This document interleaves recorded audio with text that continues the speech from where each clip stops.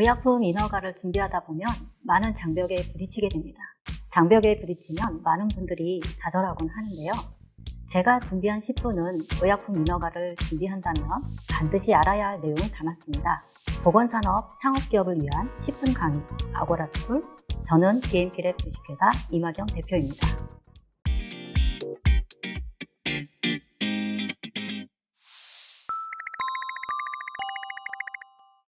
임상시험을 계획을 할 때 첫 번째는 로드맵을 수립하는 것입니다. 1상 임상과 2상 임상 그리고 3상을 어떻게 수행할 것인지를 미리 계획을 하는 단계입니다. 이 임상을 계획을 하면서 뒤따라오는 예산도 같이 계획을 해야 되는데요. 예산 계획과 로드맵이 수립된 다음에 식약처 규정에 맞는 품질 자료나 양리 독성 자료들이 어떤 자료들이 요구되는지 그 범위를 파악하는 것이 중요합니다.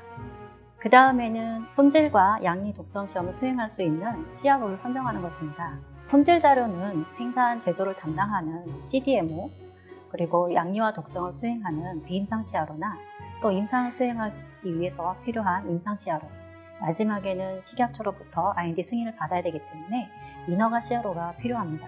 이 각각의 CDMO, 비임상 CRO, 또 임상 CRO는 각각 GMP, GLP, GCP를 갖춘 곳이어야 됩니다.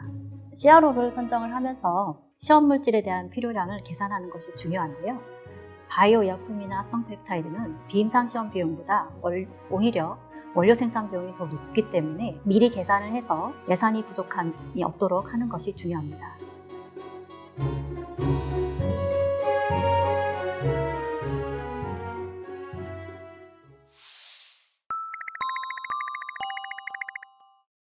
그 다음 단계는 임상시험용 기본사항인데요. 우리가 식약처의 IND 승인을 받는 것은 모두 다 알고는 계시지만 그 임상시험을 수행하는 병원 내에 있는 IRB 승인을 받는 것도 모두 중요합니다. 식약처 IRB 승인과 병원 IRB 승인을 모두 받아야만 임상을 시작할 수가 있습니다. 식약처 IND 승인 심사와 IRB 승인 심사는 동시에 병행해서 진행할 수가 있습니다. 그리고 두 번째로 식약처로부터 승인을 받으면 영구적으로 생각하고 계시는 분들이 많은데요. 사실은 식약처 IND 승인은 2년밖에 되지 않습니다. 그래서 승인하고 나서부터는 2년 이내에 반드시 시험을 개시를 해야 됩니다. 2년 이내에 개시가 안 되는 경우에는 다시 식약처로부터 승인을 받아야 하기 때문에 일정 관리에도 중요한 부분입니다. 세 번째는 임상시험은 GCP에 따라서 수행을 해야 됩니다. GCP는 시험 대상자의 권익보호와 비밀 보장을 유지하며 임상 자료의 신뢰성을 보증하기 위한 것입니다. 그 다음으로 임상시험용 의약품은 사람에게 투여하는 것이기 때문에 GMP에 따라서 제조되어야 합니다. 그리고 비임상 독성시험은 GLP에 따라서 준수되어야 합니다. 임상시험을 승인받고 난 후에는 변경이 생길 수 있는 경우들이 생기는데요. 임상시험 계획서가 변경이 되는 경우, 특히 중대한 변경이 있는 경우에는 임의적으로 변경 합류에 실시하면 안 되고 식약처로부터 IND 변경 승인을 받고 진행해야 됩니다. 그러면 중대한 변경에는 어떤 것들이 있을까요? 첫 번째는 임상시험용 의약품이 변경되는 경우입니다. 대표적인 예로 주성분의 제조원이 변경되는 경우에는 반드시 식약처의 IND 변경 승인을 받고 진행을 해야 됩니다. 두 번째는 시험 대상자의 안전이나 임상시험 결과의 신뢰성에 중대한 영향을 주는 경우인데요. 이런 부분에 대해서 변경이 있는 경우에도 반드시 식약처의 IND 변경 승인을 받고 진행을 해야 됩니다.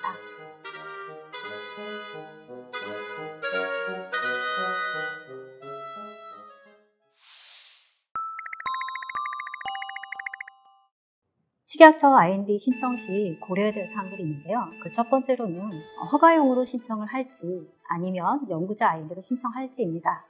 대부분 의약품은 허가를 목적으로 하기 때문에 허가용 IND로 신청을 합니다. 허가용 IND는 다른 말로 의뢰자 주도 임상시험, SIT라고도 합니다. 허가용 IND는 개발업체, 아니면 제약업체 또는 개인이 신청할 수가 있습니다. 연구자 IND는 연구자가 외부의 의뢰 없이 독자적으로 수행하는 학술 목적의 임상시험입니다. 그래서 연구자 IND의 신청인은 임상시험자가 되는데요. 연구자 IND로 수행한 임상시험 결과를 나중에 허가용으로 사용하는 데는 제한이 따르게 됩니다.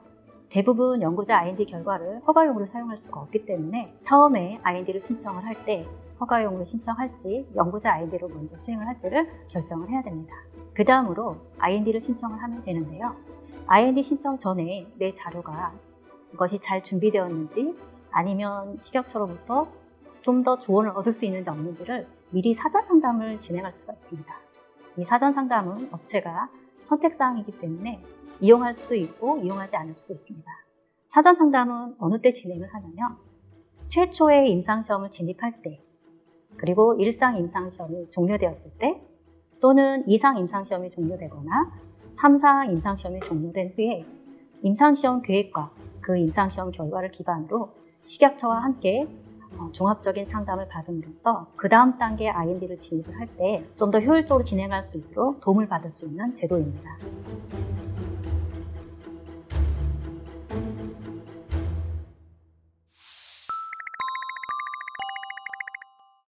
식약처 IND 승인 심사 절차에 대해서 설명을 드리고자 합니다. 식약처 IND 승인을 신청하기 전에 사전 상담을 진행할 수가 있는데요. 이 사전 상담은 30일 정도 걸리는 제도입니다.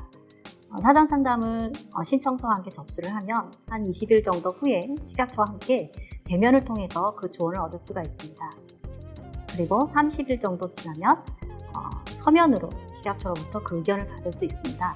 그래서 사전 상담을 통해서 받은 그 결과 통지와 함께 IND 신청을 할 수가 있는데요. 의뢰자가 사전 상담 결과 통지서와 함께 IND를 신청을 합니다. 식약처가 심사할 수 있는 IND 기간은 총 30일입니다. 처음 1차 심사 동안에는 한 15일 정도 소요가 되는데요. 15일 정도 1차 심사를 하고 자료가 부족하면 1차 보완을 받게 됩니다. 1차 보완 기간은 보통 1개월에서 3개월 주어지는데 이 기간 동안 자료를 준비를 해서 1차 보완 자료를 접수를 하게 됩니다.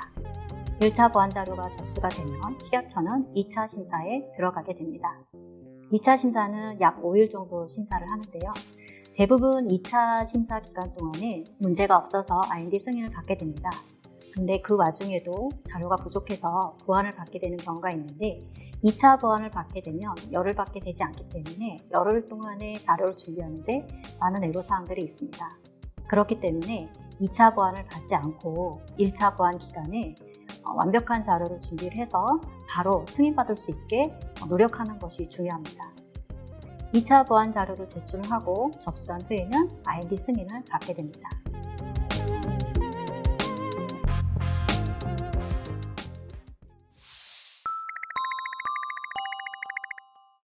네, 식약처 IND를 신청하기 위해서 자료를 준비를 해야 되는데요. 크게 3가지 분야에 대한 자료를 준비가 되어야 됩니다. 품질에 대한 데이터, 비임상 양리, 독성 자료. 세 번째는 임상시험 계획서와 시험자 정보입니다. 마지막으로 임상시험자 자료집도 함께 제출되어야 됩니다. 이 IND 자료를 준비하는 데 있어서 지연되는 요인들이 있는데요. 가장 큰 요인이 식약처 규정에 맞는 자료를 준비하는 것입니다.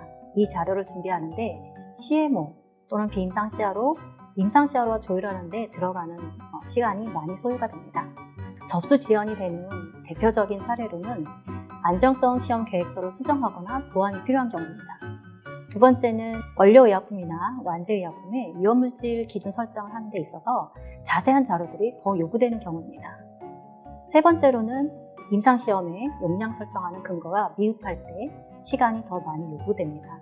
다음으로 전자접수 시스템과 식약처 포맷에 맞게 조정하는 데 드는 요인입니다. 품질 부분은 CTD로 제출되어야 되는데요. 이 CTD로 작성하는 데 들어가는 시간이 2개월 정도 소요되기 때문에 미리 준비하는 것이 좋습니다.